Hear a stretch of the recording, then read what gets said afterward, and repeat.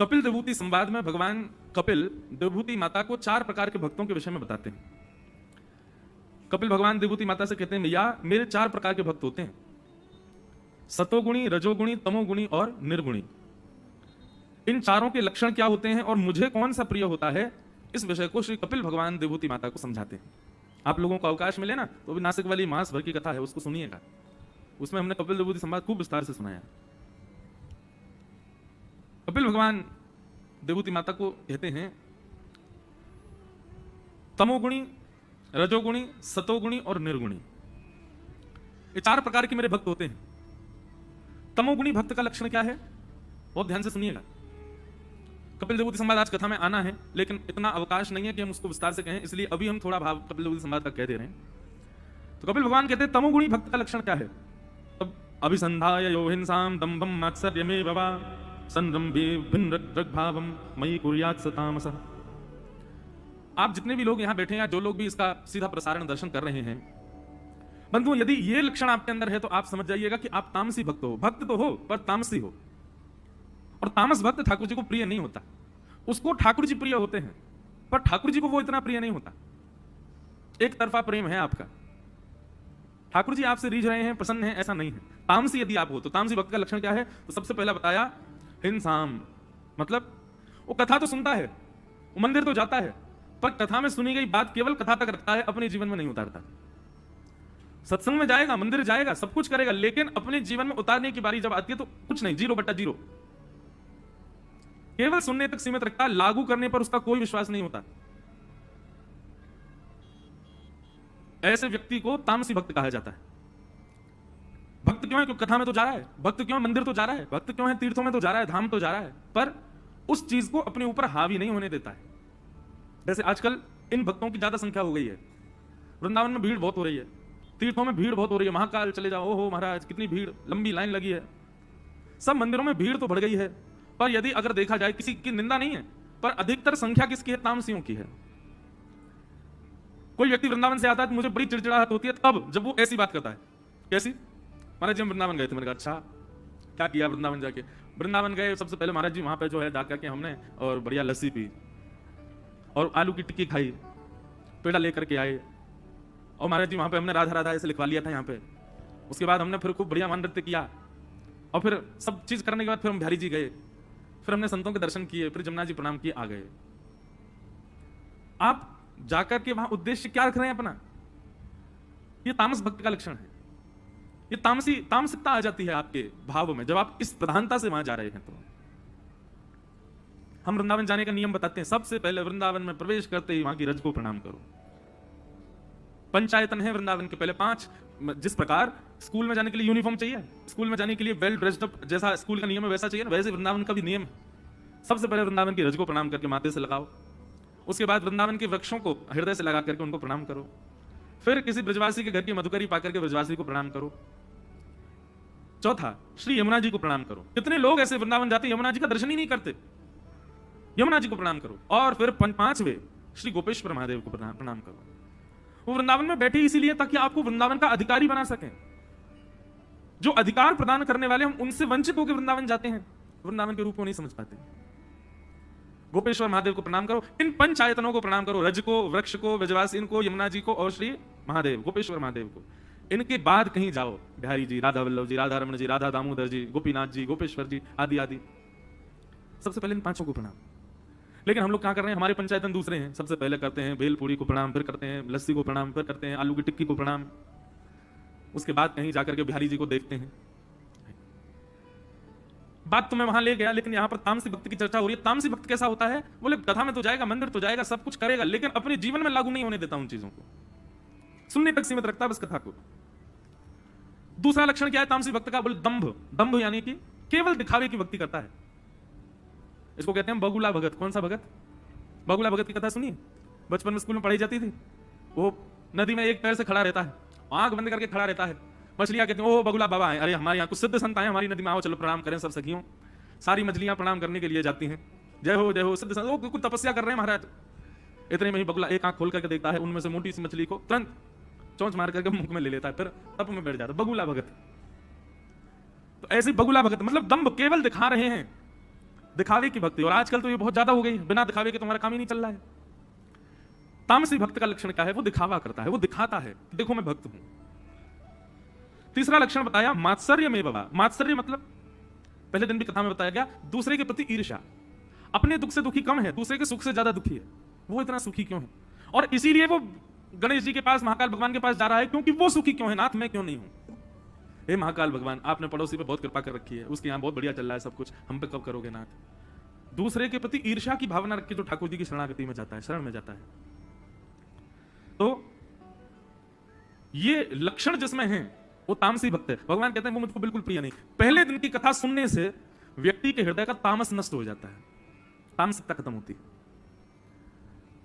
दूसरे भक्त कौन से होते हैं? तो भगवान कहते हैं राजस भक्त। बोले राजस भक्त का लक्षण क्या होता है? तो भगवान कहते हैं कि विषयान विसंधाय यश ऐश्वर्यमेव वा अर्चादावर्चयत्यो माम पृथक भावस राजस। राजस भक्त का लक्षण क्या है? बंदो देखो, अगर आप तामसी हो तो आपका संकल्प है कि आपको राजस बनना है।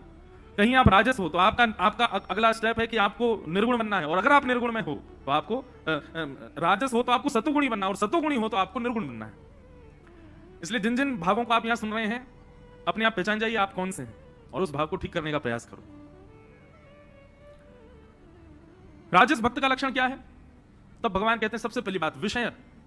बिना किसी विषय के मेरे पास कभी नहीं आता, बिना किसी कामना के रहित तो कभी आ ही नहीं सकता। वो कामना से ही आएगा मेरे सामने, विषय भोग की वस्तुओं को लेकर के ही आता है। उसको देखते ही मैं समझ जाता हूं कि अब कुछ मांगेगा, गिड़गिड़ाएगा मेरे आगे, क्योंकि वैसे तो ये दिखता नहीं है मंदिर में, ये केवल और केवल मांगने के लिए दिखता है। अच्छा, ऐसे लोग हमारे जीवन में भी होते हैं, वो जैसे दिखाई देते हैं। अच्छा, ऐसे लोगों का लक्षण क्या होता है? वो हंसते हुए मिलेंगे और उनको देखते ही पता चल जाता है कोई काम है इसको, तभी आया है। ये ऐसे तो आ ही नहीं सकता, सोन पपड़ी लेकर के आया है, निश्चित ही कुछ बड़ा मांगने वाला है। नहीं, अब की बात तो रबड़ी लेके आया। बोलो ओहो, ब्लड प्रेशर हाई हो जाता हमारा, बोलो अब पता नहीं क्या मांगेगा। ऐसे कई लोगों के नंबर भी होते हैं, उनके फोन जब आते हैं तो हमारे हाथ पांव कांप जाते हैं, कुछ जरूर इसका कोई काम होगा तभी फोन किया है, ऐसे तो कभी करता ही नहीं याद। ऐसे ही बंधुओं ठाकुर जी भी घबराते हैं इनसे, राक्षस भक्तों से। क्यों? जैसे ही ये आते हैं तो भगवान एक प्रकार से ये कहते थे मंदिर में से मैं ऐसे भागता हूं, केवल मेरा पाषाण रहता है वहां पर, मैं तो रहता ही नहीं। क्यों? इस पर केवल काम मांगने का है।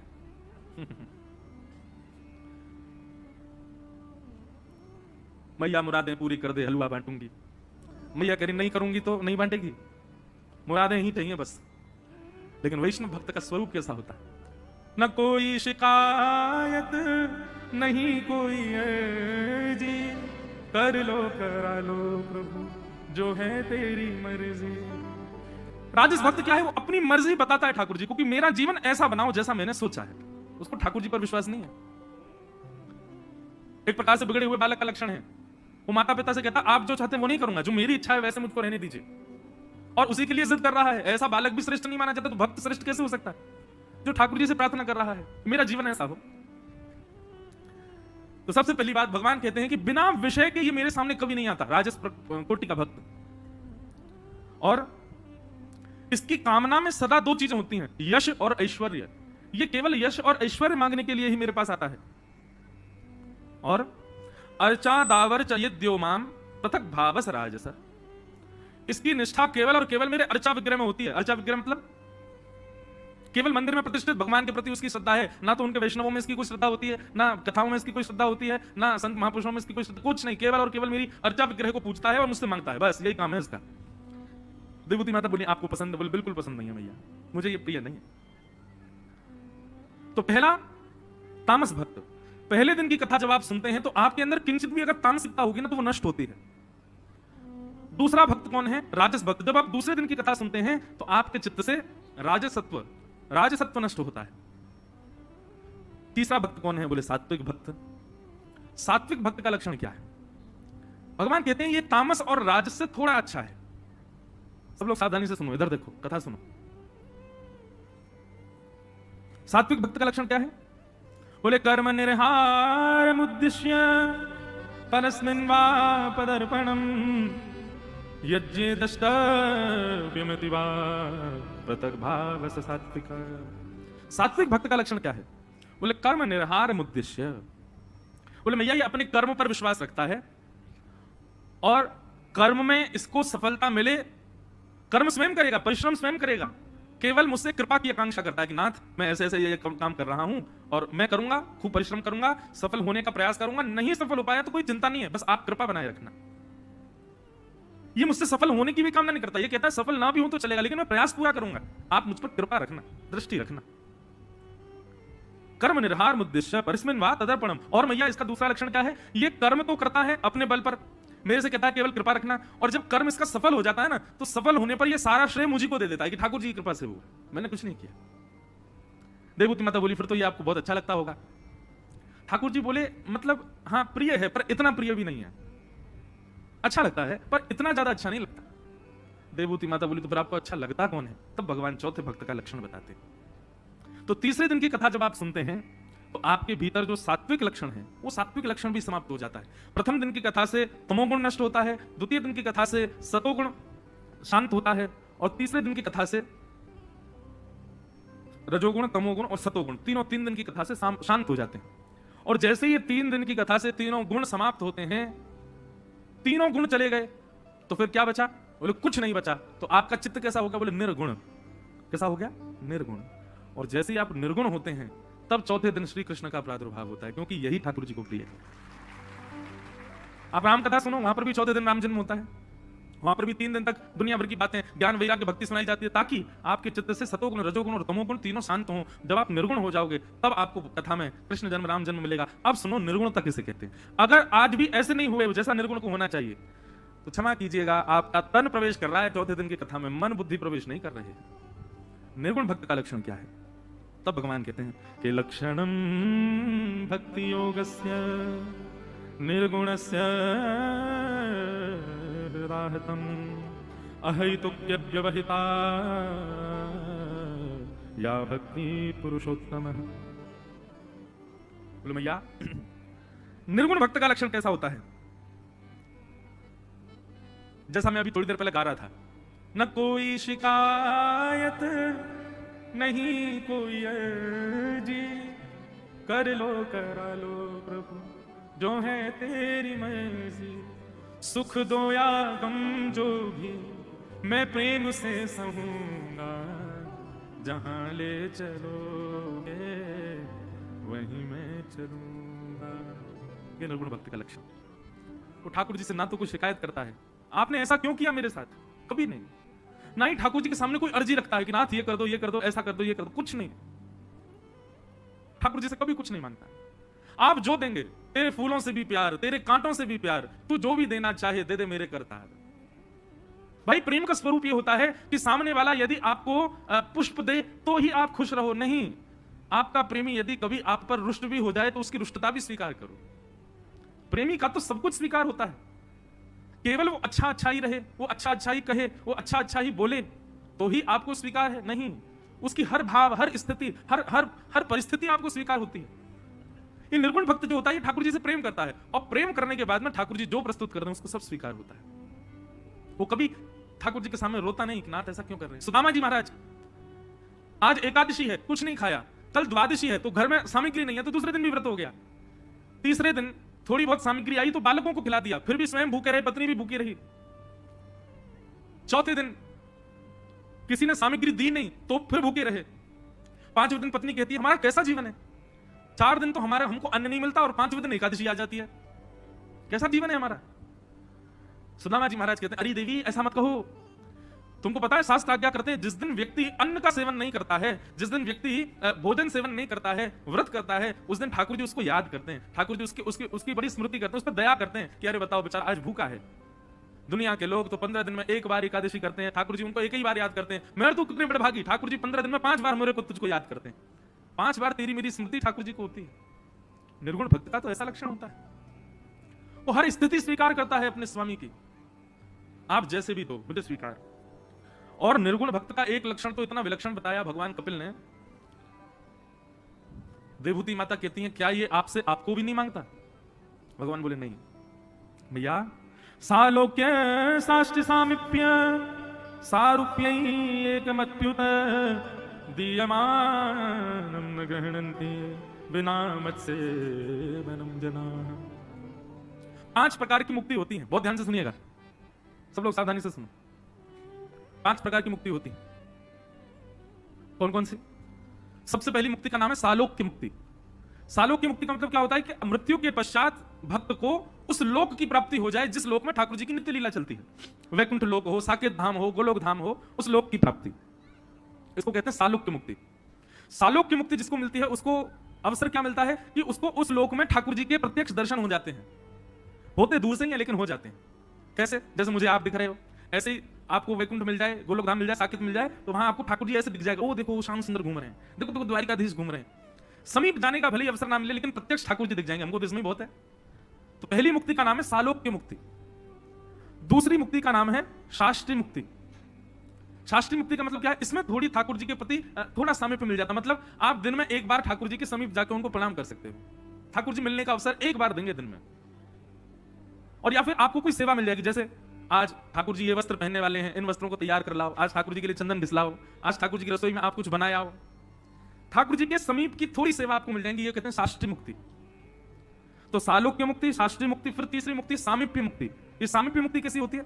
इसमें आपको ठाकुर जी के संग रहने का अवसर मिल जाता है। भैया आज ठाकुर जी जा रहे हैं, बोले कहां? बोले ध्रुवलोक जा रहे हैं, तो आप संग में जा सकते हो, ठाकुर जी के संग संग पीछे पीछे चल सकते हो। ठाकुर जी की पादुका उठा करके कहीं रख दो, ठाकुर जी की पादुका उठा लो। ठाकुर जी जब पादुका पहने आपके कंधे पे हाथ भी रख सकते हैं। ठाकुर जी का कभी झोला उठा लो, ठाकुर जी की जो सामग्री है कभी उनको ले लो। भगवान रथ में बैठेंगे, रथ संभाल दो, रथ में संग बैठ जाओ। ये सामीप्य मुक्ति। बहुत ध्यान से सुनिएगा। इन मुक्तियों का चिंतन करके जो भजन करता है ना, उसी मुक्ति की प्राप्ति फिर होती है भजन के भाव से। तो पहली सालों की मुक्ति। अब अगर ऐसा भाव रखें तो कुछ सालों की मुक्ति तो पाएगा ही नहीं, बोले कि नहीं हमको लोग थोड़ी, हम तो सामीप्य चाहिए। लेकिन उसमें भी आपकी भजन की गति देखी जाए, कितना भजन किया गया भाई। जिस प्रकार आपको आवाज आ रही है हमारी, थोड़ी नेक और बढ़ाओ। जिस प्रकार कहीं नौकरी करनी हो तो दो काम चलते हैं नौकरी मिलने के। पहला तो कहीं से जैक लगवा दो। इधर देखो सब लोग, बहुत ध्यान से सुनो। हमको ना देखो एक बात कहें, हमको कथा सुनाने में ज्यादा आनंद आता है, हमको गाने नाचने में बहुत कम आनंद आता है। वो तो तब आता है जब कथा सुन के थोड़ा मन आनंदित हो जाए, तब गाने की इच्छा होती है। तो पहले मन आनंदित कर लो तब गाएंगे कुछ, इसलिए तब तक बड़े भाव से सुनो। आज हमारी कथा प्रथम स्कंद पर है और हमको दसम स्कंद पर जाना, कैसे जाना है ये हमको भी नहीं पता, और कब तक जाएंगे ये भी नहीं पता। ये भी लग रहा है कि समय निकल रहा है, 5:30 बज गए, लेकिन चाहे कृष्ण जन्म रात्रि 12 बजे होगा आज ही। अच्छा, एक बार मुझसे एक व्यक्ति बोला, बोले महाराज जी आप एक काम क्यों नहीं करते? मैं क्या? बोले ये भक्ति ज्ञान वैराग्य और ये बाहर की कथाएं थोड़ी कम सुना के लीला ही लीला सुनाई जाया करें। तो हमने उसको एक उत्तर दिया, मैं सुनो। आपके मंडीदीप क्षेत्र में अगर थोड़ी बहुत गंदगी भर जाए, आपने क्या किया? यहां के जो मुखिया थे, यहां के जो राजा हैं या जो भी हैं, उनको आपने आमंत्रित किया। आपके बड़े बुलावे पर वो यहां आ गए और आपने जैसे वो यहाँ आए तो आपने बड़ा स्वागत किया। स्वागत के बाद उन्होंने कहा आपने हमको क्यों आमंत्रित किया? तो आपने गंदगी दिखाई, बोले साफ करवाने के लिए बुलाया है। तो राजा की इसमें अवहेलना हो गई ना, कि राजा को आप इसलिए थोड़ी बुला सकते हो। राजा के सामने याचिका रख दो, राजा कुछ सैनिक भेज देगा, वो साफ सफाई करके आ जाएंगे। जब साफ सुथरा हो जाए तब राजा को बुलाओ। ठीक वैसे भैया हमारे किशोरी जी, हमारे ठाकुर जी राजा हैं और हमारे चित्त में अभी बड़ी गंदगी है। पहले बाहर की ये सब कथाएं, भक्ति ज्ञान वैराग्य आदि, ये सब इन सब कथाओं से पहले वहां का मार्जन कर लिया जाए, पहले उसको स्वच्छ कर लिया जाए, पहले उसको पवित्र कर लिया जाए। जब हृदय पूर्ण रूप में पवित्र हो जाए तब श्यामा शाम का आह्वान किया जाए। बीच बीच में आ जाता है भाव आता है तो अपने आप लीला प्रकट होती है। लीला सोच करके थोड़ी बोली जाती है। जब ठाकुर जी को लगता है कि हाँ आधे से ज्यादा श्रोताओं का चित्त थोड़ा साफ हो गया है, सो व्यास जी के मुख से अपनी लीला बुलवा देते हैं। तो भैया 4 दिन लगी इसीलिए रहे ताकि आपके चित्त की सफाई हो, कल से फिर ठाकुर जी वहां विराजें। अभी हम सफाई तो कर रहे हैं। तो ध्यान से सुनो, कौन कौन सी मुक्ति हो गई? सालोक्य मुक्ति, फिर शास्त्रीय मुक्ति, फिर सामीप्य मुक्ति, 4 मुक्ति हो गई। और फिर चौथी मुक्ति कौन सी है? 5वीं मुक्ति है सारूप्य मुक्ति। सारूप्य मुक्ति मतलब ठाकुर जी जैसा रूप आपको प्राप्त हो जाएगा। मतलब ठाकुर जी जैसे कमल नेत्र आपके भी हो जाएंगे। और ये सब भाव आ जाके यहाँ पे भी हो जाता है। जब आप बहुत सेवा करते हैं ना तो आपके अर्चक ठाकुर जी का ही रूप आप में आने लग जाता है। कई बार मैंने अनुभव किया, लोग मिलने आते हैं, उनका रूप देख के मैं पहचान जाता हूं कि ठाकुर जी की सेवा करते हैं। क्यों? उनके नेत्र की गंभीरता, उनकी वाणी की सहजता, उनकी चाल ढाल, वो सब बता देती है कि ठाकुर जी की सेवा करते होंगे, क्योंकि थोड़े थोड़े ठाकुर जी जैसे हो जाते हैं वो। तो सारूप्य मुक्ति कैसी है? बोले कि भगवान अपने जैसा रूप धारण करा देते हैं। और सारूप्य मुक्ति का एक आनंद विलक्षण यह है कि आप ठाकुर जी का श्रृंगार करो, फिर ठाकुर जी आपका श्रृंगार करेंगे।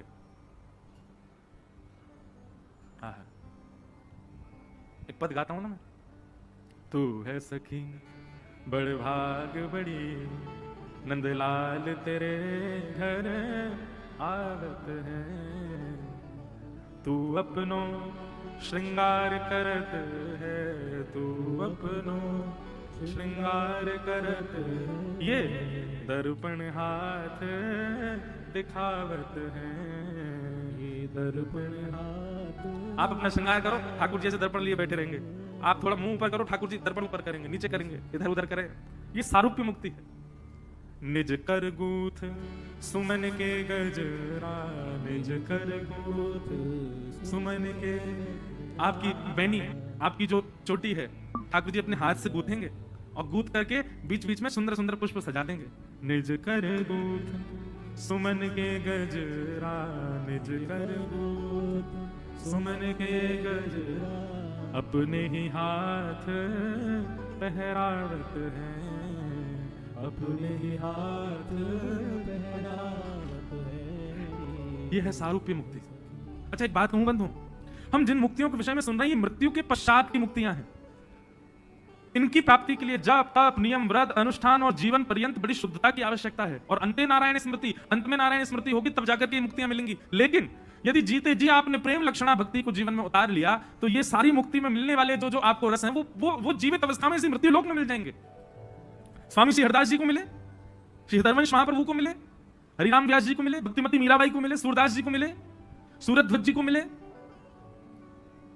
प्रेम लक्षणा भक्ति यदि हमारे भीतर है, जिसमें प्रेम प्रधान है, तो वहां पर ये पांचों की पांचों मुक्तियां आपकी जीवित अवस्था में प्रकट हो जाए। और हमारा उद्देश्य यही है। मैं अभी ये बात पहले बोलती, पर ये पांचों मुक्तियों का वर्णन करके मैं यही कहता कि हमको मृत्यु के बाद इनकी आवश्यकता नहीं, हमको तो जीते जी चाहिए। यही हमारा उद्देश्य है।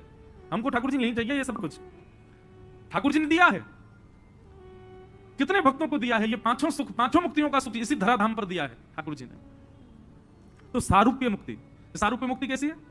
ठाकुर जी यहाँ पर आपको अपना जैसा रूप देते हैं। भगवान को कोई इत्र बढ़िया लगा, इत्र लगाएंगे और फिर दौड़े दौड़े आपके पास आएंगे, देख मुझको बहुत जोर का इत्र मिला, तेरे को लगा दूं, सो आपको भी लगा देंगे।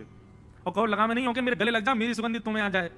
मतलब ठाकुर जी सख्य भाव प्रियतम भाव सब निभाएंगे। इसको कहते हैं सारूप्य मुक्ति। और अंतिम मुक्ति का नाम, पांचवी मुक्ति है एकत्वम। एकत्वम मुक्ति का अर्थ क्या है? इसमें कोई लीला विलास नहीं है। आप ठाकुर जी को देखते देखते देखते देखते उन्हीं में ही विलीन हो जाओगे, ठाकुर जी में ही अवस्थित हो जाओगे। तुम्हें ही देख तुम्हें ही बह जाइए। लाल दे लाली मेरी लाल की जित देखूं तित लाल, लाल ही देखन मैं चली मैं हूं गई लाल। ये एकत्वम, आप उन्हीं में ही विलीन हो जाओगे और उन्हीं के भीतर ही सुख पाओगे। ये 5 प्रकार की मुक्तियां हैं। सालोक्य, शास्त्रीय, सामीप्य, सारूप्य और एकत्वम। भगवान कहते हैं मैया ये निर्गुण भक्त जो होता है ना, ये पांचों की पांचों मुक्तियों से भी डिनाय कर देता है। नहीं चाहिए मुझे पांचों मुक्तियां नहीं चाहिए। आप मेरी बात कर रही हो कि मुझे मांगते हैं कि नहीं? अरे ये मेरे द्वारा प्रदत्त मुक्ति भी नहीं मांगते, इनको मुझसे कुछ नहीं चाहिए, ये मुझसे कभी कोई याचना नहीं करते। अरे ये भी नहीं कहते कि नाथ हमारा आपसे प्रेम बना रहे ना, कुछ नहीं, इनका कोई काम ही नहीं है मुझसे कुछ कहने का। ये केवल मेरे प्रेमी हैं, मुझे निहारते रहते हैं, मेरे सामने खड़े रहते हैं, दोनों भुजाएं फैला देते हैं और फैला के कहते हैं नाथ आप मेरे हो मैं आपका हूं। बस इतना ही इनका भाव है, इसके अतिरिक्त ही कुछ नहीं। और नेत्रों से अश्रुधार बहाते रहते हैं।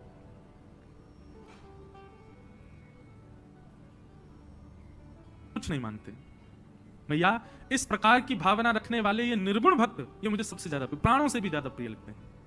मुझे प्राणों से भी अति प्रिय हैं ये भक्त। और बंधुओं, जिन जिन भक्तों की रस चर्चा सुनते हैं कथाओं में, चाहे वो भक्तमाल के भक्त हों, चाहे वो भागवत जी के भक्त हों, ये सारे भक्त निर्गुण भक्ति के उपासक हैं। इसीलिए ठाकुर जी को प्रिय है, ठाकुर जी को अच्छे लगते हैं।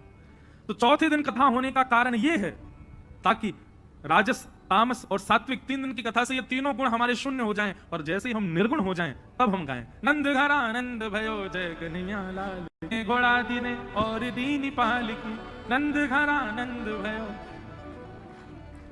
अब राजस और सात्विक और तामस भक्त यदि इसको गाएगा तो वो आनंद लेगा, लेकिन ठाकुर जी को सुख नहीं मिलेगा। ठाकुर जी को तो तब आपको पता है ब्रजवासियों की स्थिति क्या थी। नंद बाबा अटारी पर खड़े होकर के रत्न लुटा रहे थे, और ब्रजवासी इतने निर्गुण हो गए थे कि ब्रजवासी ऐसे झोला फैला करके लूटे रत्नों को, और उन रत्नों को लूट करके भर के लेके जाएं, स्वयं टीले पर चढ़ जाएं और स्वयं भी ले लेकर के दूसरों पर लुटा दे। कुछ भी अपने पास नहीं रखा ब्रजवासियों ने, इतने निर्गुण हो गए। शाम को यहाँ टॉफी और बिस्किट लुटाए जाएं, महाराज माताओं में, बहनों में, भाइयों में घमासान मच जाती, मेरा बिस्कुट ले गया। हम निर्गुण कहाँ हैं? गुब्बारे फोड़ने में लगेगी होड़, कौन किस पर चढ़ के फोड़े। हम निर्गुण कहाँ हैं? वास्तविकता तो वो बीच वाला जो वो है ना यंत्र कैमरा वाला, वो हिल रहा है, इसलिए वो कह रहे हैं साइड हो जा। नहीं भैया ने आराम से बोल देगा कथा हम बीच में बोल वृंदावन बिहारी लाल की। तो क्या बता रहा था मैं? हाँ, निर्गुण। ये चौथे दिन कृष्ण जन्मोत्सव कृष्ण लीला इसलिए आती है ताकि निर्गुणता चित्त में आ जाए, निर्गुण भाव चित्त में आ जाए, कोई याचना नहीं। हमारे ब्रज में ताज बेगम आई, उनको मंदिर में प्रवेश करने से वर्ज कर दिया गया क्योंकि विजातीय थी और उसमें भी म्लेच्छ थी, इसलिए उनको मंदिर में नहीं जाने दिया जाता था। वो ताज बेगम बाहर बैठी बैठी, ठाकुर जी के मंदिर के बाहर बैठी बैठी केवल दर्शनार्थियों से सुनती थी कि ठाकुर जी का श्रृंगार कैसा है। वे सब आके बताते ऐसे ऐसा श्रृंगार है, ऐसा मुकुट है, ऐसा रूप है। तो ताज बेगम वहीं बाहर बैठी बैठी रेत में ही ठाकुर जी की आकृति बनाती थी और सुना जो गया है उसी से आकृति बना करके रेत के ही ठाकुर जी का दर्शन करती। एक दिन स्थिति ऐसी हो गई कि ये करते करते करते करते अब ताज बेगम किसी से पूछती नहीं है, अपने आप बनाती है आकृति और आकृति बना करके बाहर आने वाले लोगों से अपने आप बताती, आज ठाकुर जी ने नीले वस्त्र पहने हैं? बोले हाँ आज नीले वस्त्र पहने। ठाकुर जी ने गले में मोती की माला पहनी है? बोले जी। भगवान ने अपना मुकुट जो है इस प्रकार से तिरछा रखा है, स्वर्ण मुकुट है, उस पर पंच मयूर वृक्ष लगे हुए हैं? बोले हाँ। कानों में मकराकृत कुंडल है? बोले हाँ। ठाकुर जी के मुकुट पर एक मोती की लड़ लहरा रही है? बोले हाँ। ऐसी स्थिति में पहुंच गई ताज बेगम कि अब उसको दर्शन की आवश्यकता नहीं है, वो नेत्र बंद करके बाहर से जो चिंतन करती है वैसा ही श्रृंगार ठाकुर जी का होता है। सुनो दिल जानी मेरे दिल की कहानी, ताज बेगम गाती है, सुनो दिल जानी मेरे दिल की कहानी, तेरे हाथ हूँ बिकानी, तेरे हाथ हूँ बिकानी, बदनाम भी सहूंगी, सुनो दिल जानी। ऐसे ऐसे भक्तों की लीलाएं हैं।